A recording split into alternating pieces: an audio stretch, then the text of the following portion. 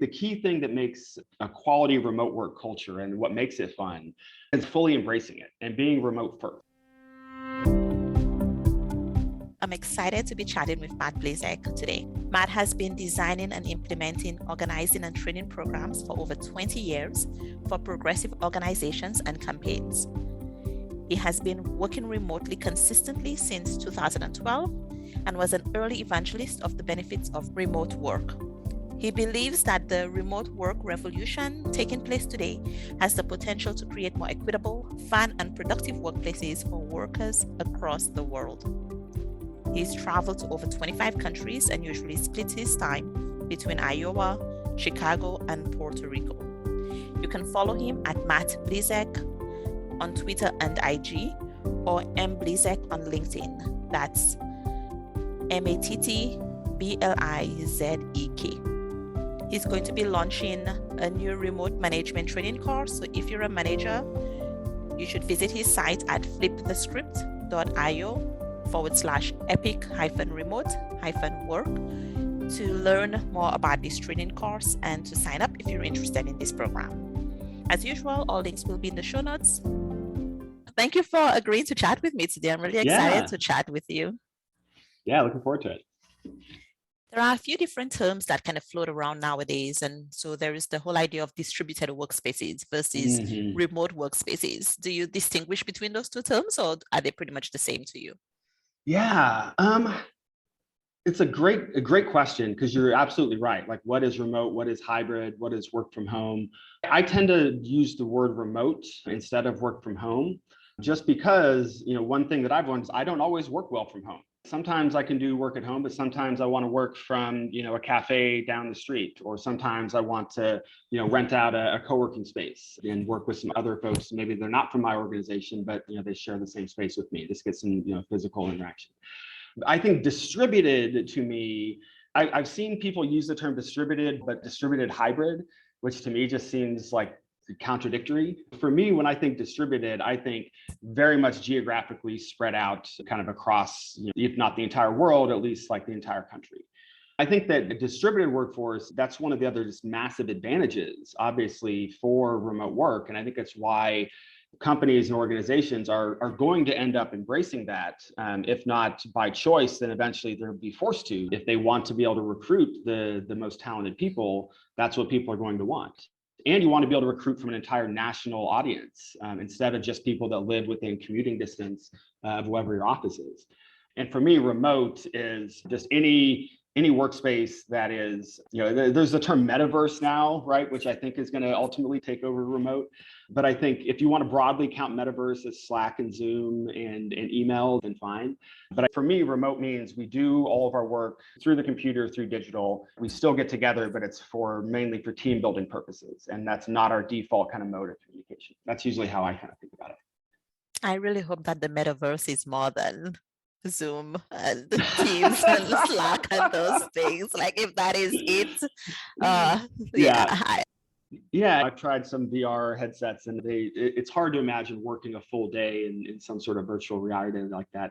There is one new thing I did just try out. There's Gather.town, and it's more of kind of like an old school video game, where you're kind of looking top down and you've got a little character and it's a whole office, and you can go around. And once you get close to another character, you start talking to them, and it just pops up a little video screen and you can talk.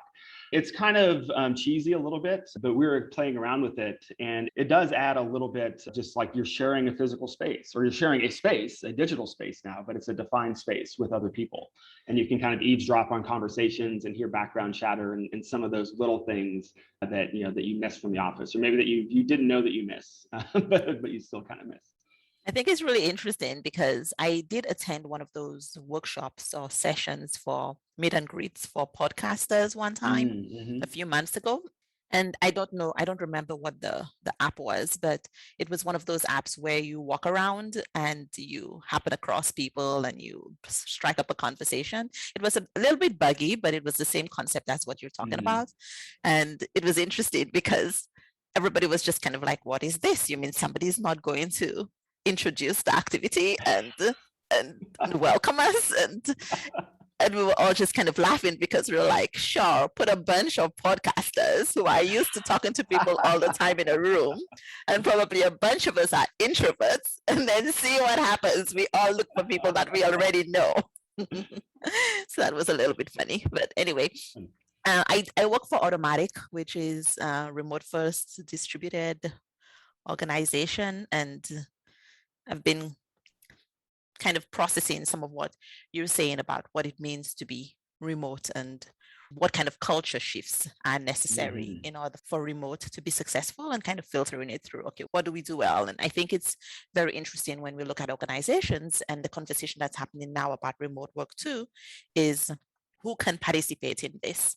Like, what are the industries? What are the jobs? What are the fields? Absolutely. What levels of an organization are able to participate in this? So for example, I'm in customer support in IT, and so customer support tends to be an area where we want to provide all the time support. That puts a different level of flexibility if you want to balance between the needs of customers or users and then the needs of employees. Navigating that tension can be a little bit of a struggle for companies in terms of deciding how to build that schedule and what needs to be fixed and what can be a bit more flexible. Yeah. And how to do so in a way that feels fair to all of the employees and it feels equitable to them. One big concern I have about the kind of explosion in remote work now is that it is at the risk, I think, of becoming very stratified. This question of who gets to work from home or who gets to work remotely versus who has to work in an office. And obviously it already is still stratified because there's lots and lots of jobs, obviously, that just can't be done remote. If you're doing manual labor, if you're doing service, food service, anything like that, obviously is not going to be eligible for this. But I think even within information jobs and office jobs, there's a emerging kind of stratification where I think people that are on the higher end of their careers, people that have more marketable skills or more in demand, they are all working remote because they basically can demand it. They're at that point of their career where they say, hey, I'm working remote. I'm only going to work at places that are remote. And they're the ones really making it happen. Whereas a lot more entry-level office workers really don't have that option at all. If you're doing more entry type things or customer service call centers, government employees, especially, just the massive kind of bureaucracy of government employees, almost all of them have been forced to come back in and work in offices. Every, municipal buildings, county seats, all of that.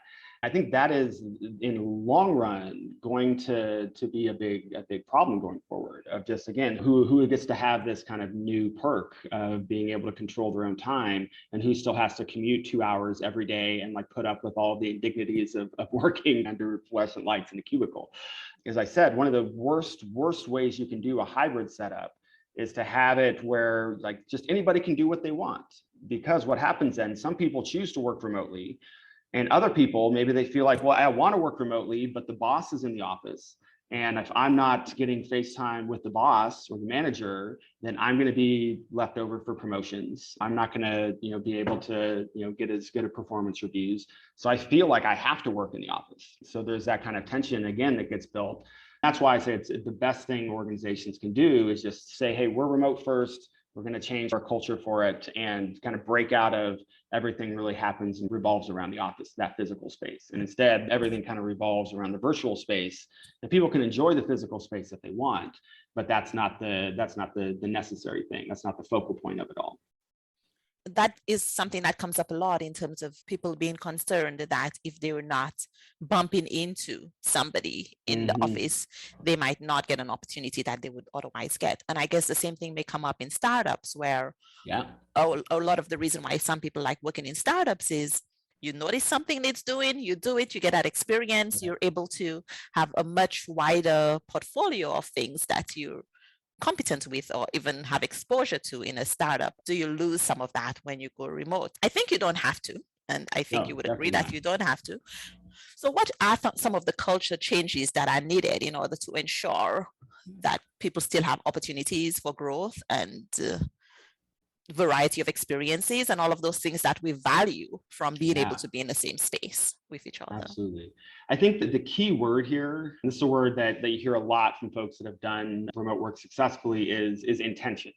It just takes intention. You have to put forth like an intentional effort to try to do things that happen just incidentally in an office place. So you can just incidentally bump into somebody, or just happen to have like a fun conversation about something not related to work with some of your other colleagues by the water cooler or whatever, right?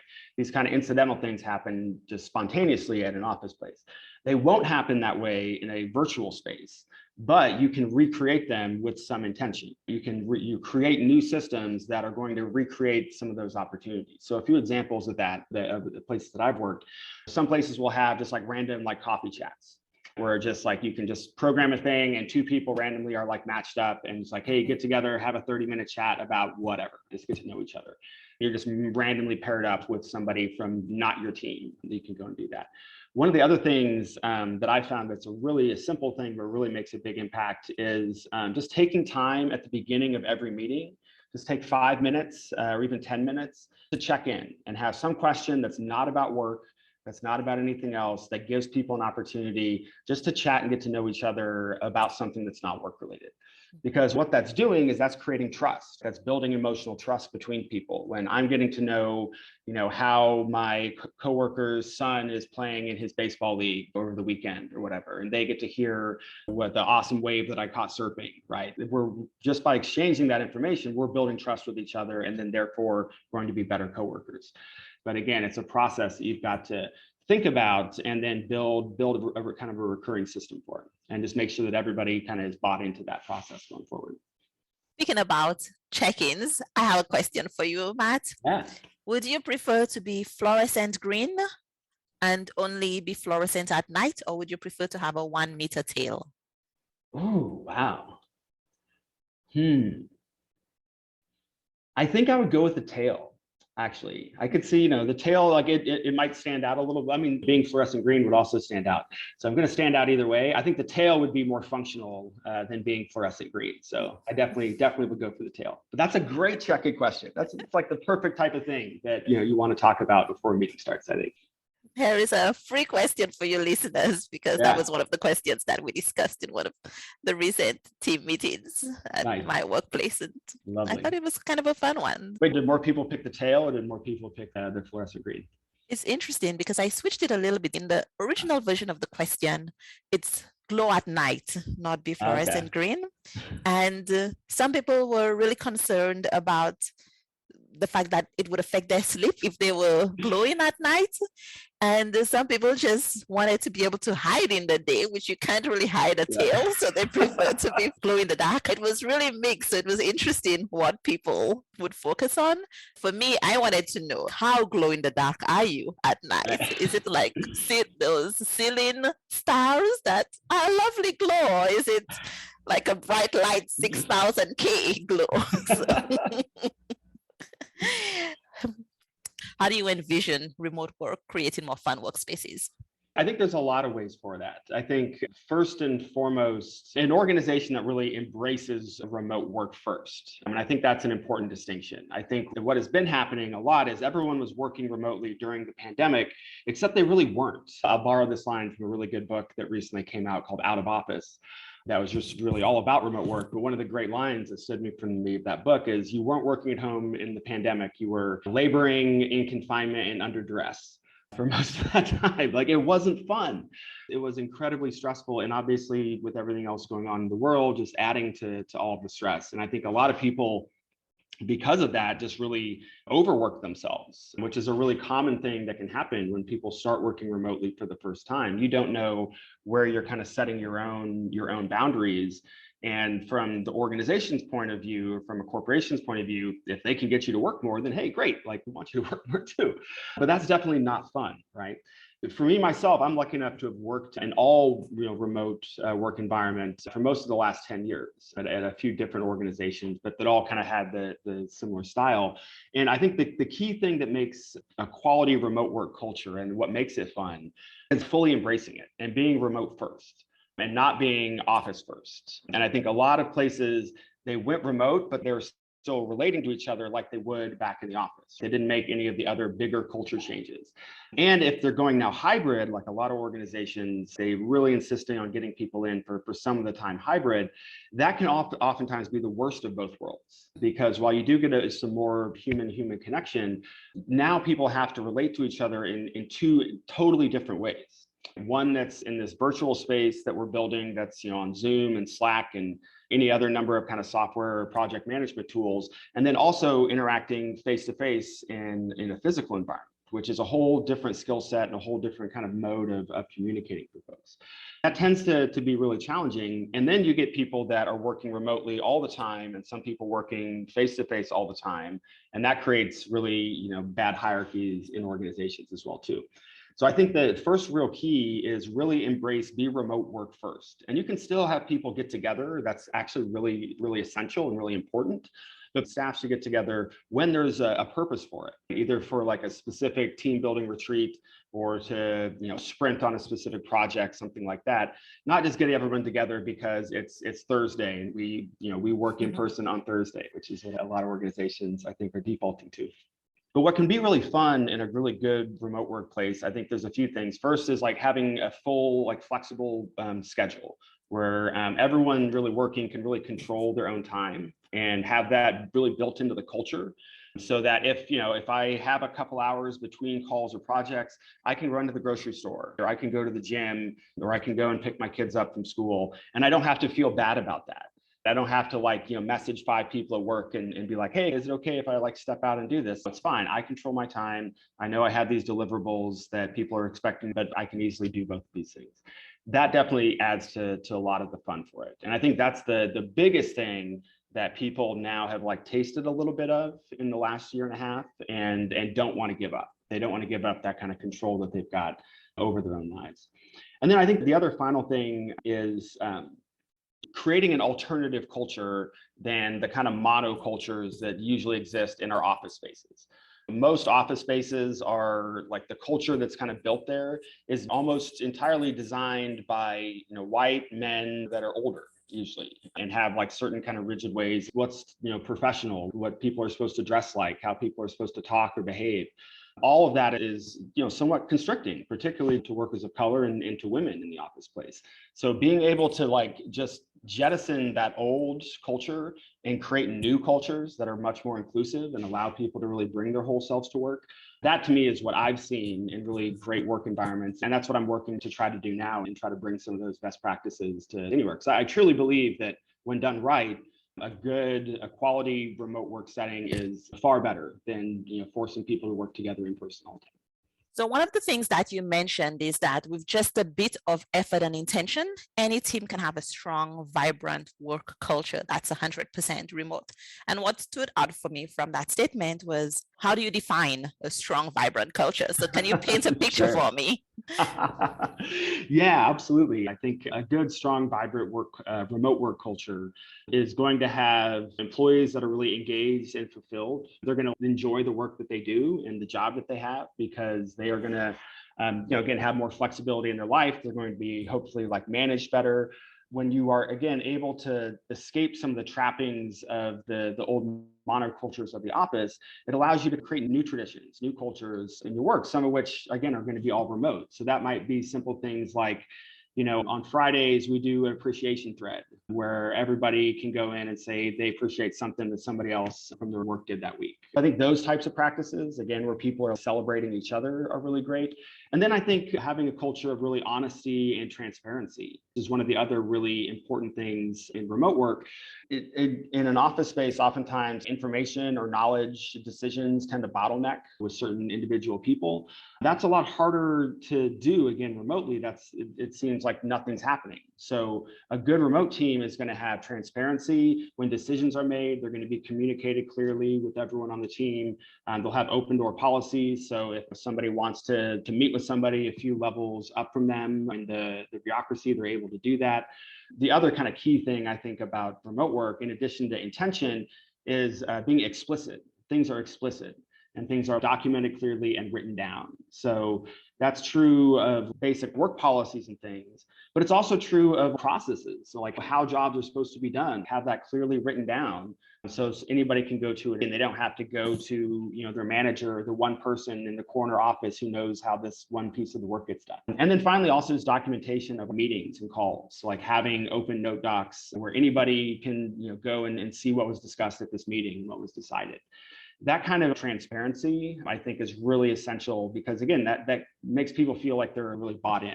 It's the kind of engagement and fulfillment I think tends to make really positive, strong, vibrant workplaces. And then I guess the last thing that I'll say, that we mentioned some before, and this has obviously been made harder with COVID, but it really does help to get folks together in person for some periods of time. But I think that the way you need to think about those are like exceptions. And when you do schedule that in-person time, it really is about building trust, building the team, building your team culture, and you're not getting together to do work because you're going to do work better when you're working distributed or remotely.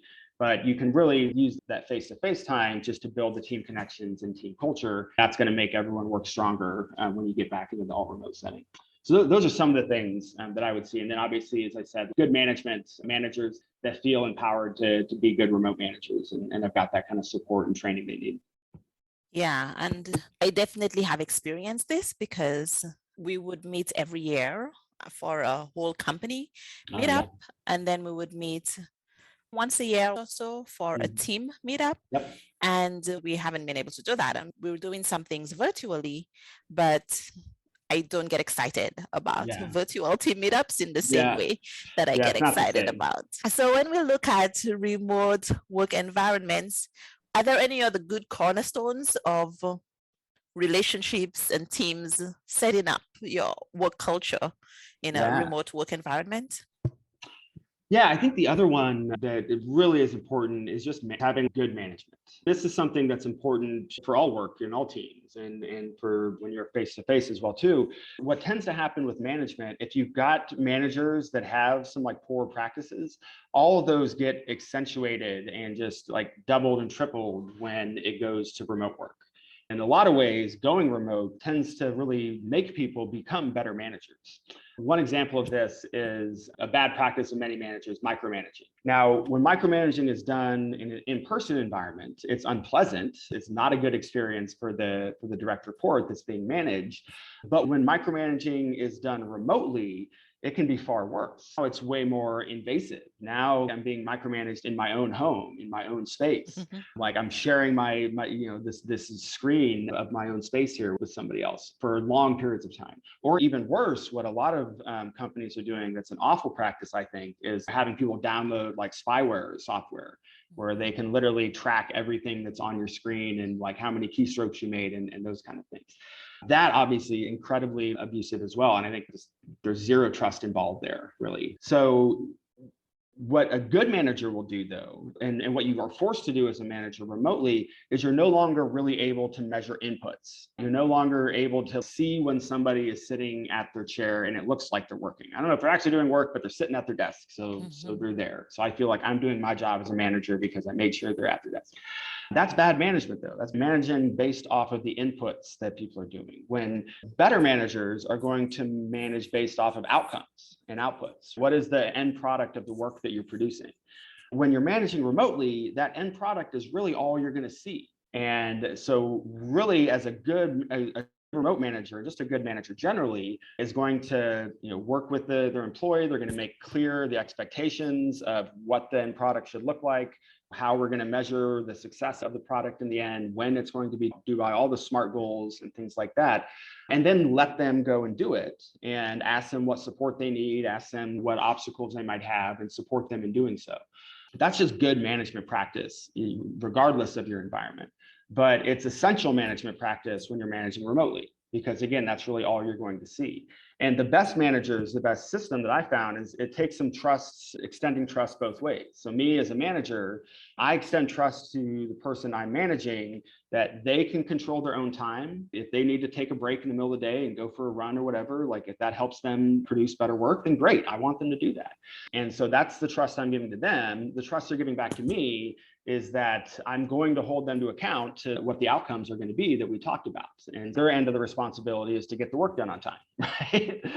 That tends to just be a much better way of management.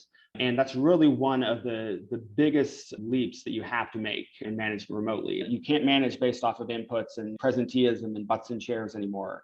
It's really on like, what does the end product look like? And so you just got to get better at communicating that and giving feedback and giving support along the way, and less about just worrying like about attendance, basically. Yeah, one of the things that I found to be so important is about agreements.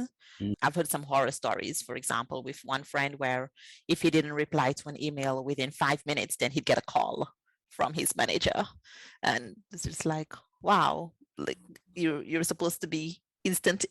Even if you're working well, you shouldn't be replying to email immediately, right? Absolutely. You should be able to have periods of deep work and in and out. And we know how email can make it look as if you're doing work when you're not really accomplishing very much. And so I found it very interesting that with the move to working from home because of COVID, where organizations have not been set up for that, some managers, their go-to strategy is to manage their employee by going and checking on them. Yeah, and that's really essential too, of just like having good boundaries around asynchronous work and asynchronous communication. A good organization or company would have a like clear written expectation for how long it should take you to respond to an email or to respond to a Slack message. And ideally, it's not going to be within 5 minutes.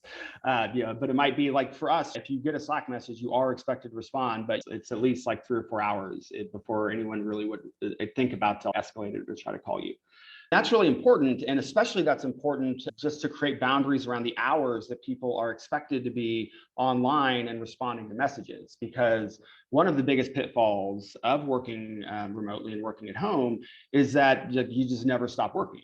And you're just always on. And even when you've gone home for the day or checked out, you're still on your phone, your boss is still sending you messages, you're still replying to them.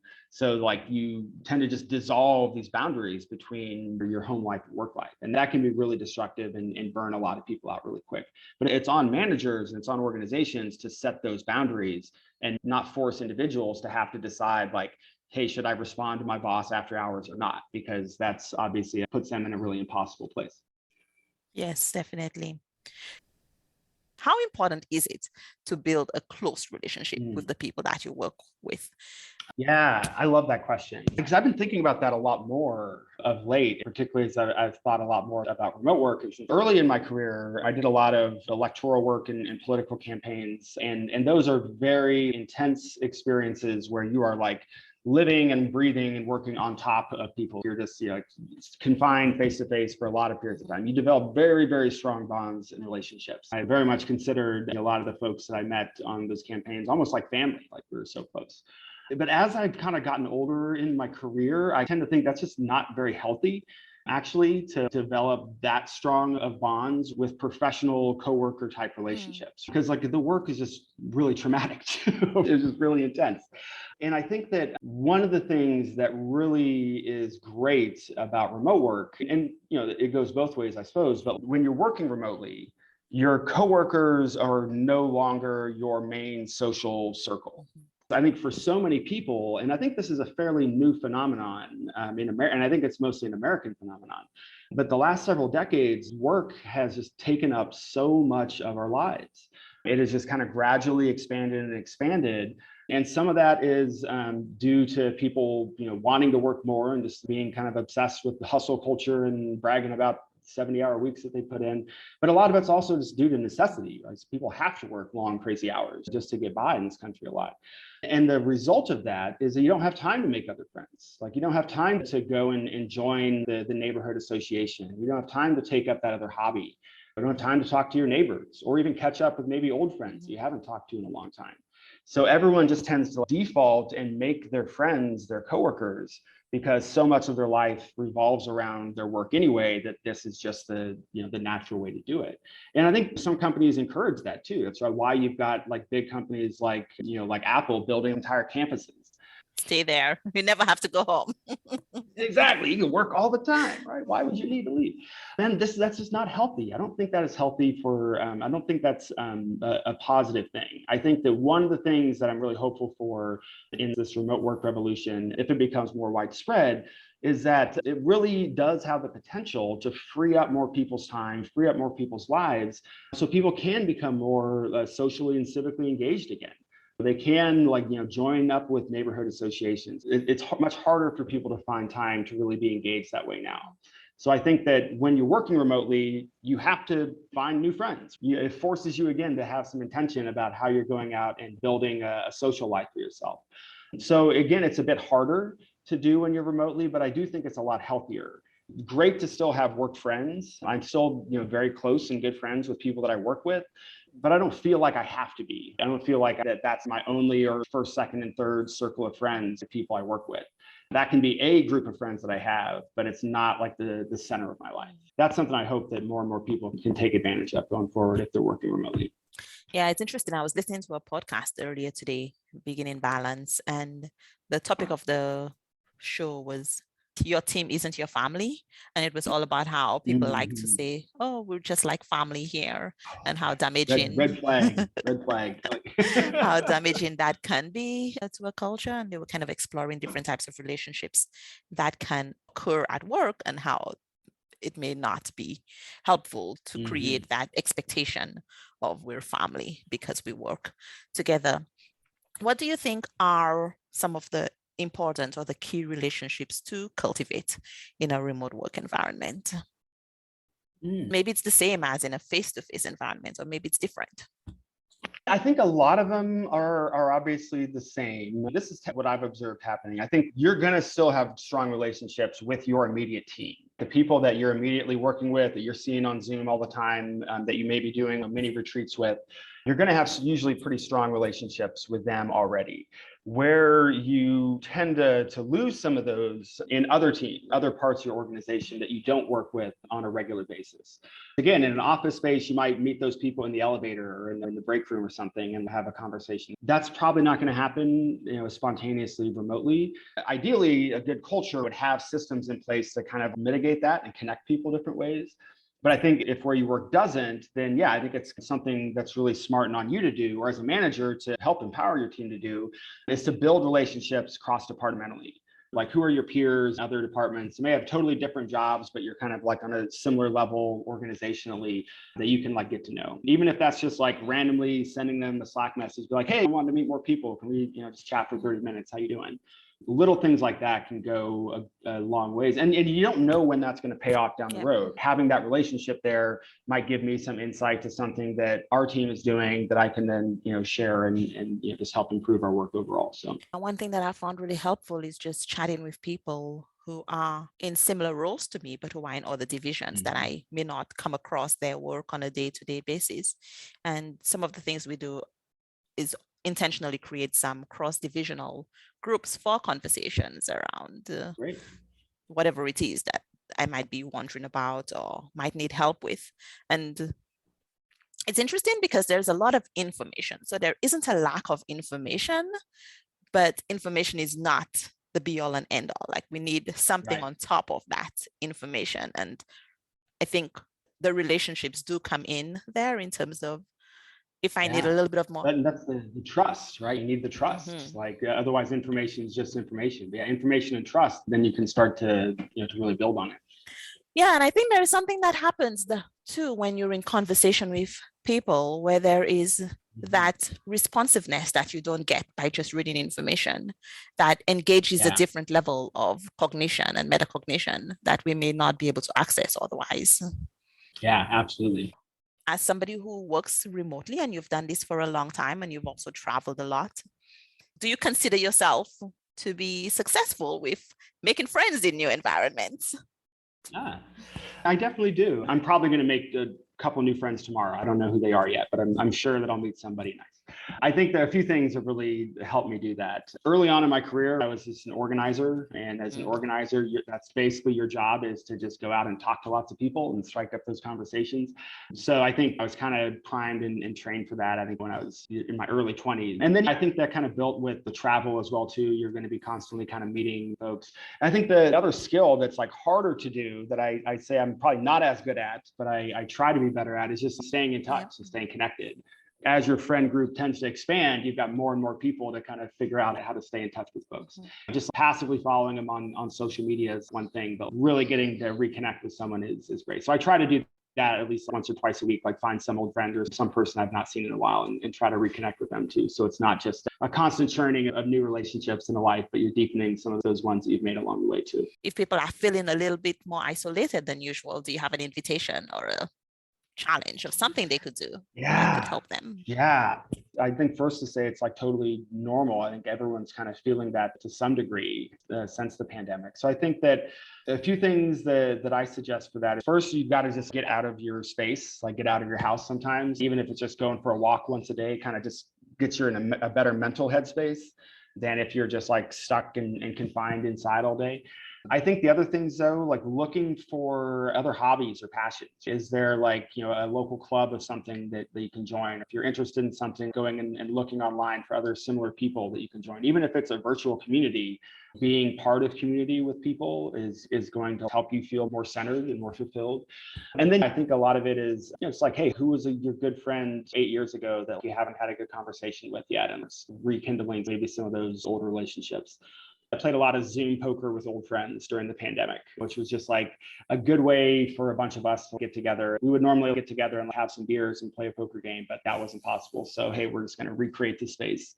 It's not the same, but it still gives us a little bit of that connection when we can't physically share the same space. One suggestion that a friend of mine made some time ago was about saying yes, that if somebody invites you to try something where your default response might be no, to pause and maybe say yes instead, or even just a maybe can be a little bit easier. And even invite your friends to encourage you. So, hey, friend, I really want to go out and do more stuff, but you know that I'm kind of a homebody and I struggle with that. So please invite me, even though I may say no a few times. That kind of thing, I think, can also go a long way, because it's really easy. And I know I've definitely fallen into that trap where if you say no enough, people think that you're just never interested. And so just being a little bit clear around what you're aiming for, what your goals are, and getting your friends to help you with that. Yeah, I mean, it can be, self-reinforcing, right? If you're just feeling kind of depressed, you don't want to go out, and then it just makes you feel more depressed, and then you don't want to go out more. So yeah, I think that's really great advice, like pushing yourself to pass that initial actually, yes. Yeah, and for me, sometimes I plan a lot of stuff, but sometimes I can just be happy to stay at home. And I find that if I commit, if I say yes, I can't say yes if the event is a week from now. And then I have to tell myself, you're not allowed to cancel, because I will have that temptation. You're allowed to be happy if your friend cancels, but you don't get to cancel. And I'm generally very happy to have gone out and met with people, but sometimes it's just that getting myself out of the house that can be a bit of a barrier.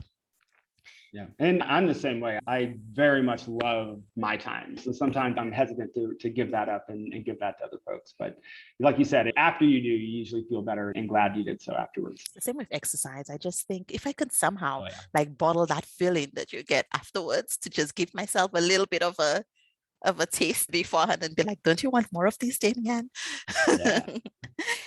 You mentioned that you're launching a new remote management training course this April. And people can go to flipthescript.io/epic-remote-work. Link will be in the show notes. Tell us about that program and what's the most exciting part of it for you. Yeah. So this is a program I've been designing with a friend of mine, Matt Blizek, who's the founder of his company, Flip the Script. He had been working on a management training based off of some of the early work that he did, and it's where he felt like a lot of managers just were coming up short. People don't get trained to be managers, We take people that are really good at doing a job, and then the only real way to be promoted and to move up is to then take on this role of being a manager. But being a manager is a very different job than being an individual contributor. Management is that kind of middle, what we call a tactical layer. So managers don't produce value for your organization directly, but you multiply the value of others. A good manager might take the value their team makes and multiply it by 3. And a really bad manager might take the value their team makes and like cut it in half with management. So he had put together a really great program called Epic Management that talks about 4 essential pieces: environment, performance, identity, and communication. He'd been running this training for a number of years. I joined up with the team about a year ago and have been just adding extra supplementary materials and working with him to really update the course specifically for remote managers, because it's one of the biggest needs that we're kind of seeing out there now. Is so many organizations have gone remote now, but they have not really had any kind of extra training or support for their managers. They're basically saying, hey, just do the same thing that you did, when you're in the office. And as we've talked about on this discussion, there's a lot of kind of important, nuanced and different ways that you've got to go about kind of changing your approach when you're managing folks remotely. So that's really what we're trying to impart for folks in the course. It's a full 12-week course, got a bunch of videos to watch. We have bi-weekly sessions where we get everyone together and talk through, and a number of kind of handouts and workbooks and things as well. We're really excited to be rolling this out. I think this is really the biggest thing that organizations need in order to succeed in a remote environment. Good managers are going to make the whole remote work for you. If you're interested, definitely go and check out flipthescript.io. At the beginning of the conversation, you mentioned the book Out of Office. Is that a book you recommend? I highly recommend Out of Office. We actually did a bit of a book talk about it. If you go to Flip the Script and just go to our blog there, you'll see an article that I actually wrote about it and what I think were some of the main takeaways from the book. It's a book by Helen Ann Peterson and Charlie Warzel. They both started working remotely about a decade ago and really did, I think, a great job in this book of just spelling out some best practices like we've talked about, but I think also really just looking ahead to the potential of how this can really improve so many people's lives if remote work becomes really widespread. But on the other hand, the peril of remote work and how if it's not done well, it could lead to workplaces being even worse than they are now. If we end up having like spyware on computers and people working all hours of the day and things like that, remote work could go really wrong or really poorly. Or it could be a way that people really kind of reclaim control over their lives and not have work be the kind of, first, second, third, and fourth thing in their life all the time. It's a fairly short book to read too. It's like 500 pages, but definitely put it on your list. Excellent. You've been very generous with your time and with my technical issues. Thank you very much. No problem. It was really great talking to you. This is really fun conversation. So thank you again for having me on. I hope you've enjoyed listening to this episode of Changes Big and Small. Matt has shared lots of great advice for people working remotely, for creating fun workspaces, for creating workspaces and environments and team cultures that actually work for your organization and that work for your team. If you've enjoyed listening to this episode, please share it with someone else who you think will benefit. Would you please contact me with any questions that you may have? You can reach me at contact@changesbigandsmall.com. Remember, change begins with one small step. Have a great week.